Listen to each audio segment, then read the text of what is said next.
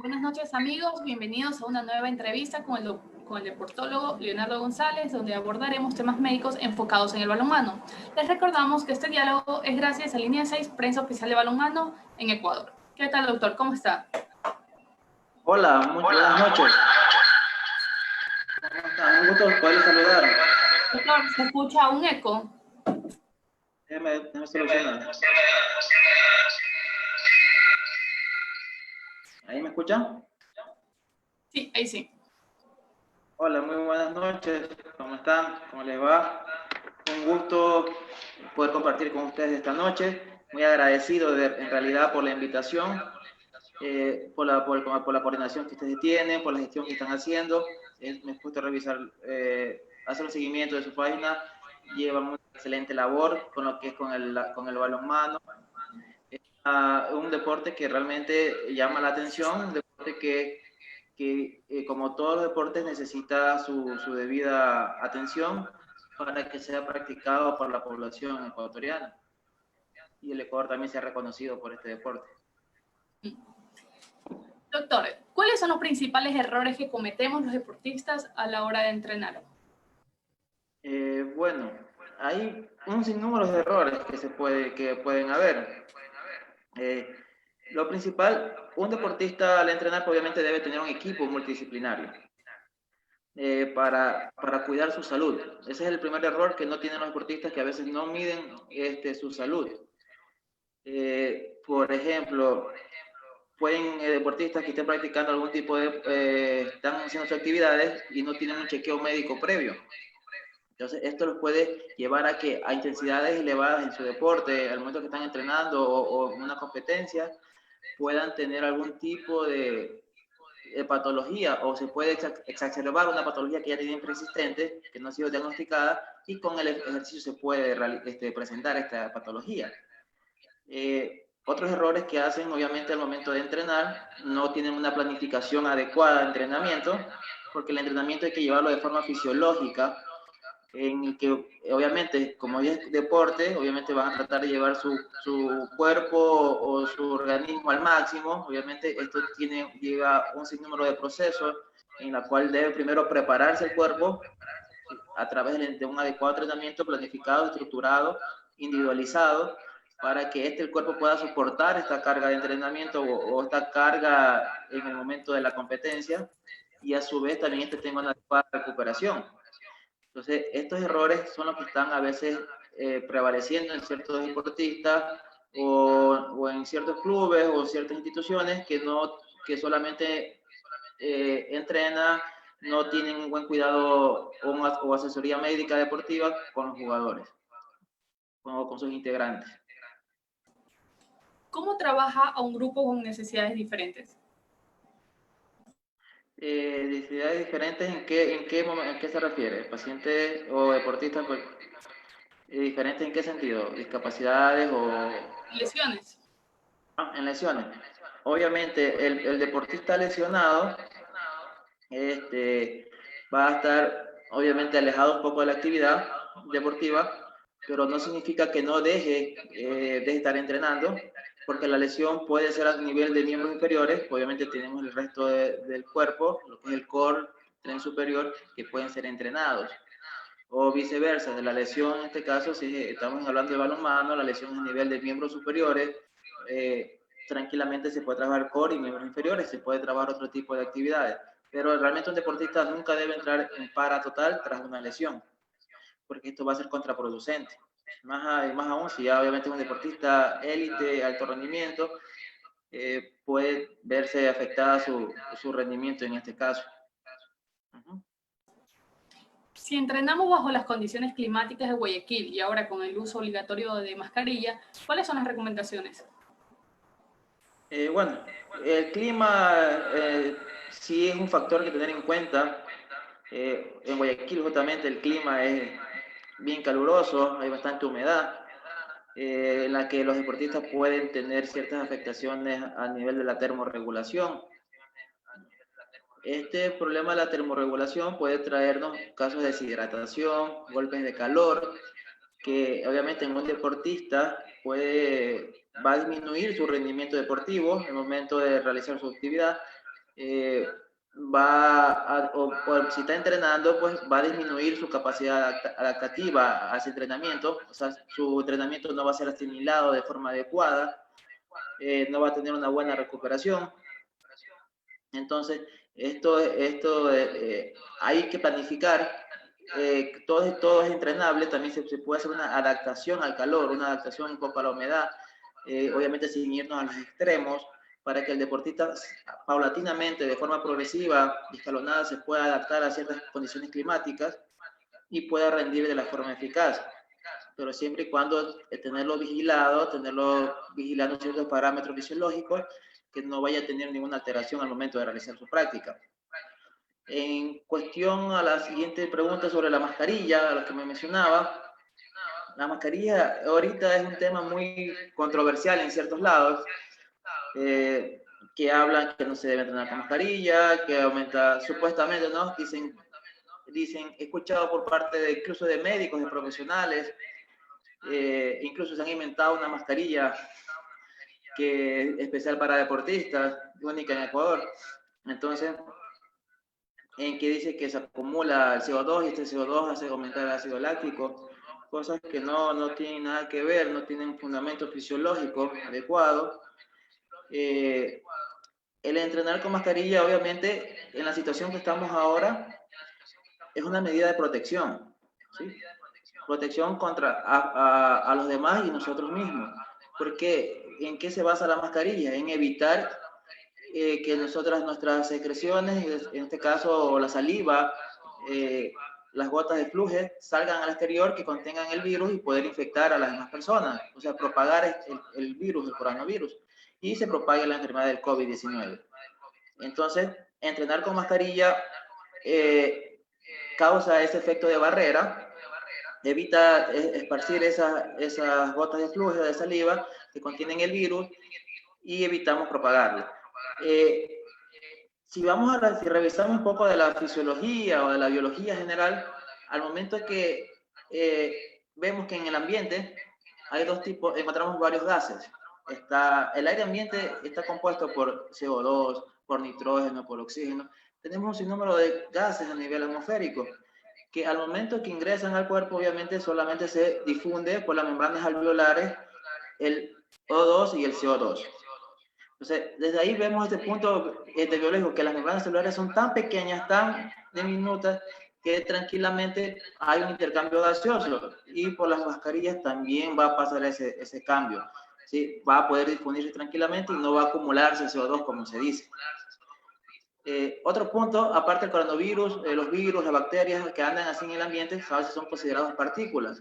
Entonces, hay ciertas mascarillas, pues, por su tejido, su entramado, por la forma que están elaboradas, evitan el paso de ciertas partículas, pero no es que evitan el paso de la difusión de gases ventilatorios, como el oxígeno, como el CO2. Entonces, ese miedo que tienen los deportistas o las personas en común, que dicen que le va a causar daño en la salud, que se van a desmayar, que van a acumular CO2, es totalmente falso. Totalmente falso. Entonces, eso, al contrario, es una mascarilla que nos va a dar una seguridad de evitar infectar a otras personas y a la vez nosotros infectarnos del coronavirus.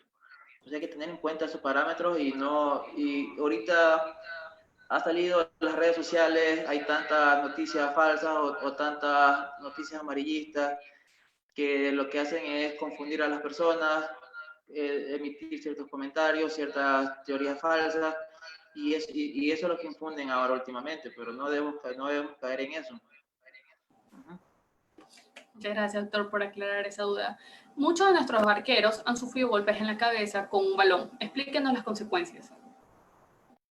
Bueno, sí, estaba revisando literatura con respecto al balonmano. He visto un estudio japonés que hizo un seguimiento de lesiones deportivas durante 6 años en las competencias allá en ese país, recién publicado a finales de 2019, en la que había un alto porcentaje de lesiones o de traumatismo a nivel de cabeza, de contusiones, obviamente debido en el mismo contacto del juego y también por el balón. Imagínense, el balón de balonmano no pesa alrededor casi de medio kilo, o sea, alrededor de los 425, 450 gramos. Entonces, un balón de ese peso y dirigido con alta energía, con un lanzamiento fuerte, obviamente va a traer una repercusión a nivel de la cabeza, a nivel cerebral, pudiendo causar una confusión en el deporte. Entonces, este es un tema también muy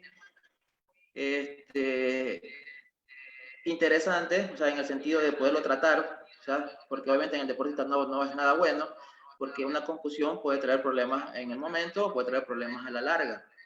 Entonces, en el momento, pues se produce la confusión, que esa desconexión momentánea, como que se desconecta el cerebro, cuerpo un momento, y puede causar desorientación, alteración cognitiva, o sea, alteración en la memoria, alteración en el comportamiento, al momento de recibir órdenes. Entonces, el deportista puede tener este cierto de alteraciones, que igual bate, porque en el momento en que el cerebro adentro es como que se bate, hay un momento de aceleración, desaceleración, y ese es el momento que causa un traumatismo dentro del cerebro. El cerebro como que se choca dentro del mismo cráneo y causa este problema.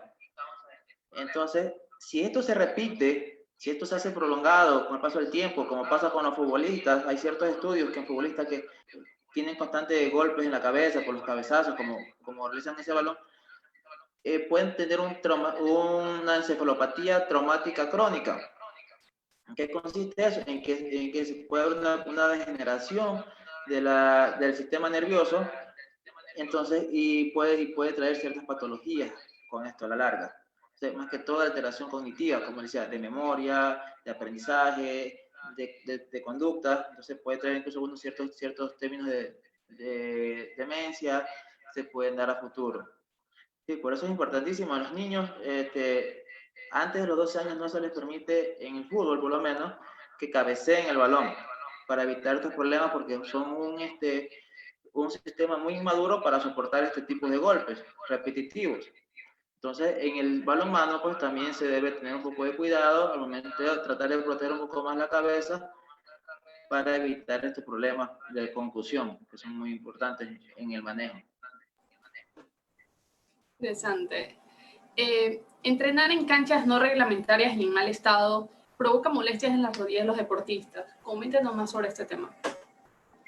Sí, supuestamente que sí. El terreno es un lugar que hay que tener bastante consideración en el momento de elegir la cancha o elegir el terreno para evitar las lesiones. Entonces, es un factor importante, un factor externo, aparte de la biomecánica propia del jugador. El suelo o el terreno es un factor que incide mucho en su desempeño.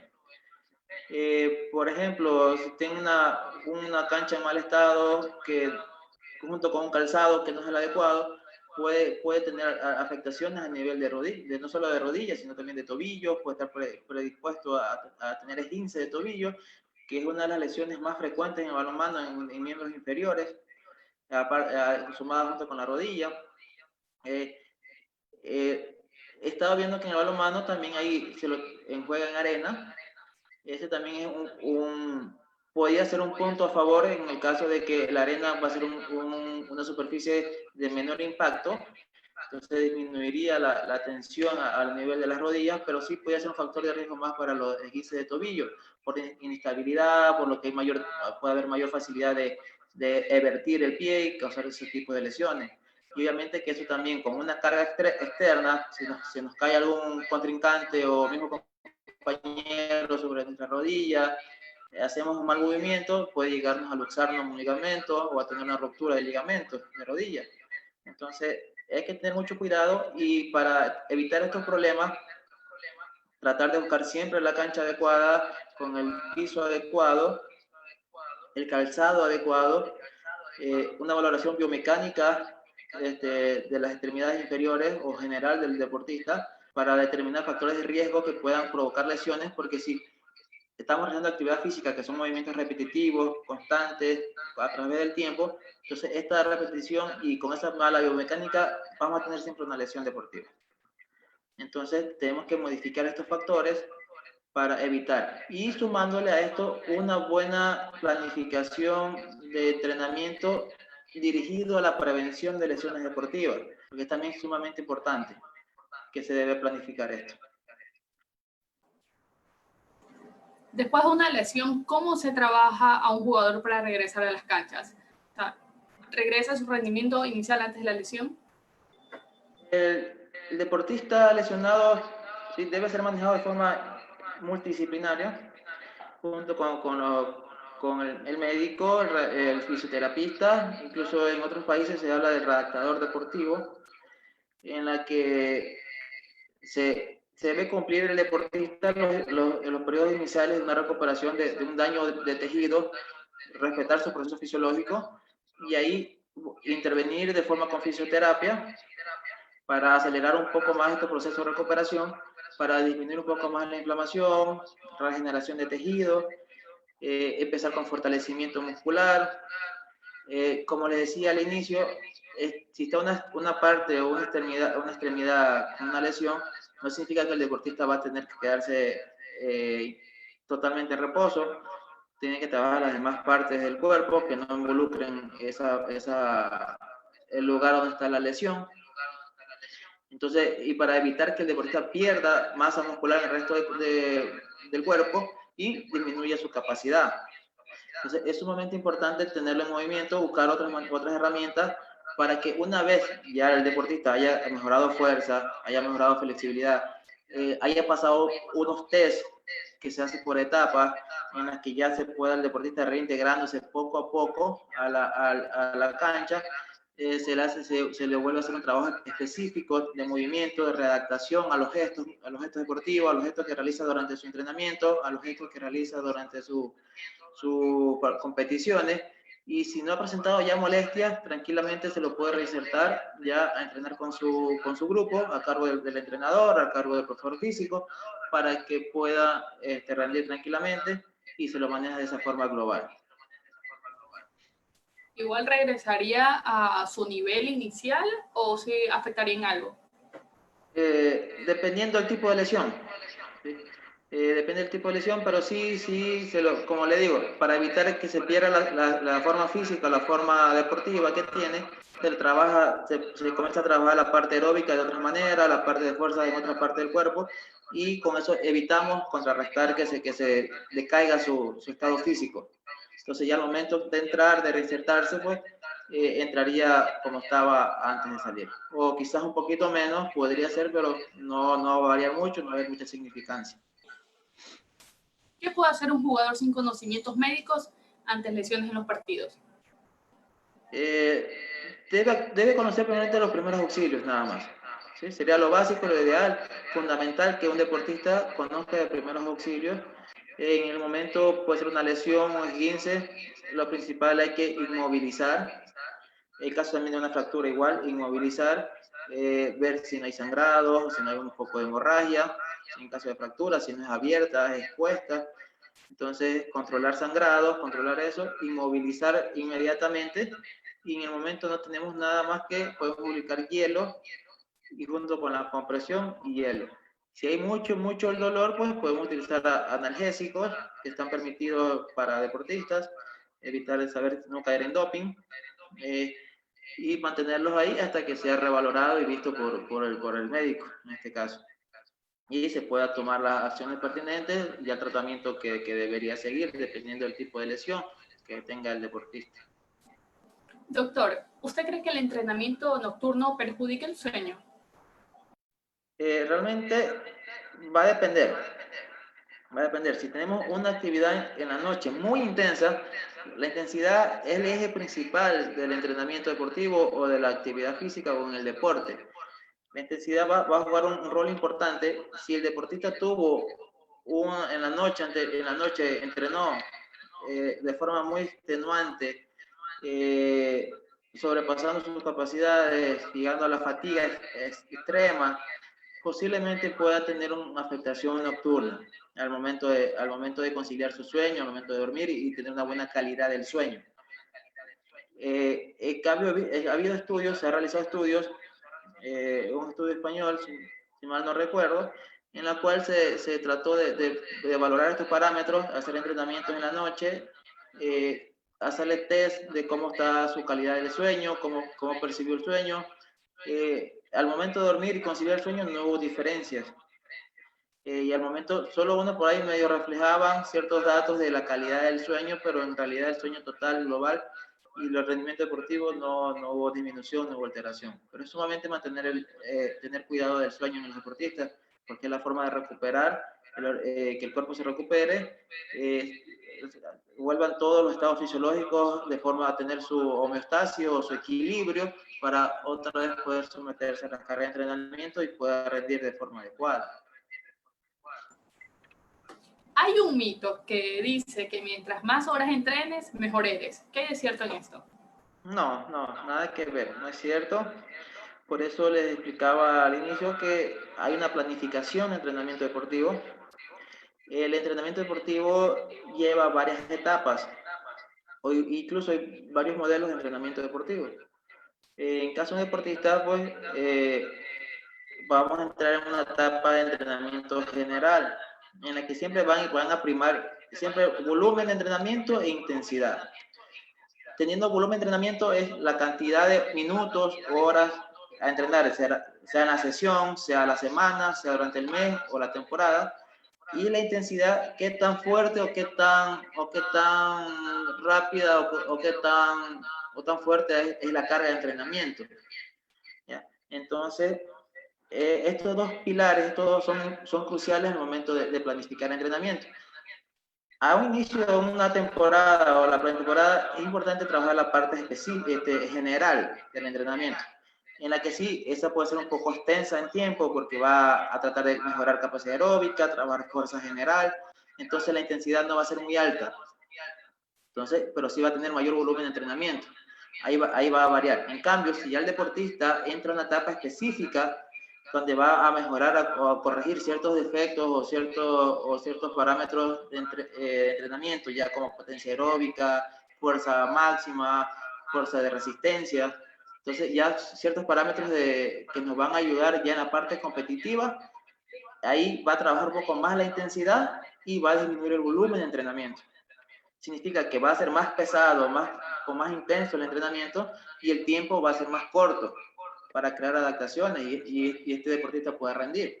Y justamente ya está acercándose a la etapa competitiva donde tiene que mantener un ritmo competitivo y llegar a competir con esas adaptaciones que el deportista creó. Entonces, eso de entrenar más, que va a ser mejor, no. Siempre va a ser planificado. Incluso tiene que el deportista, después de competición y después de entrenamiento, un descanso adecuado para que todas esas cargas de entrenamiento, toda esa intensidad que tuvo o todo su volumen de entrenamiento sean de forma asimilada por el organismo para que se creen esas adaptaciones que crea el entrenamiento y el deportista pueda en la próxima entrenamiento o en la próxima competición pueda rendir de forma eficaz y sin ningún problema. Entonces, eso es lo importante, que hay que saber planificar entrenamiento deportivo. ¿Cuál es la importancia de los chequeos rutinarios para deportistas? La importancia es amplia, muy amplia la importancia desde el punto de vista primeramente médico, porque el ejercicio, estamos entendiendo que es salud, el deporte es vida, es salud, pero hasta cierto punto. Porque si vamos a alto rendimiento, como le explicaba, están llevando al organismo o dando su esfuerzo al 110%. Entonces ya se pasan de lo fisiológico a veces. Entonces pueden haber alteraciones. Entonces estos controles bioquímicos, entrenamiento, pues vamos viendo si no hay sobreentrenamiento. Al haber sobreentrenamiento hay bastante hormonas de estrés que van a afectar a las adaptaciones fisiológicas del organismo. Y por lo tanto puede contraer tener propenso a lesiones constantemente, va a haber una desregulación a nivel del metabolismo, no hay una buena planificación nutricional que va a hacer que decaigan, que no puedan bajar de peso adecuadamente. Entonces, todo es de forma global. Entonces, este problema deben siempre ser planificados, siempre ser constantemente periódico, valorando, aparte de esos problemas, sino que también, aparte de descartar problemas médicos o problemas que no hayan adaptaciones adecuadas al entrenamiento, también para ver cómo van mejorando. porque hay el chequeo médico deportológico, puedo iniciarlo ahora, después de unos 3 meses vamos a revalorar cómo está nuestro progreso, cómo estamos entrenando, volver a hacer los nuevos chequeos para ver si encontramos mejoras en el rendimiento deportivo y así irlo revisando periódicamente. Esa es la idea, ¿no? Que el especialista en medicina del deporte y tengamos un deportista de inicio, de entrada, descartemos cualquier tipo de enfermedad o tipo de patología, darle una adecuada prescripción de entrenamiento, que el deportista asimile sus cargas y después de un tiempo prudente revalorar y que haya mejorado. O un deportista que no tengamos que mejorarle más, sino que mantenga su estado, su forma deportiva de forma adecuada. Entonces, eso tiene que irse revalorando constantemente. ¿Es necesario tomar suplementos proteínicos, para tener un mejor rendimiento físico? No necesariamente. No suplementos, porque realmente podemos mantenerlo en la alimentación.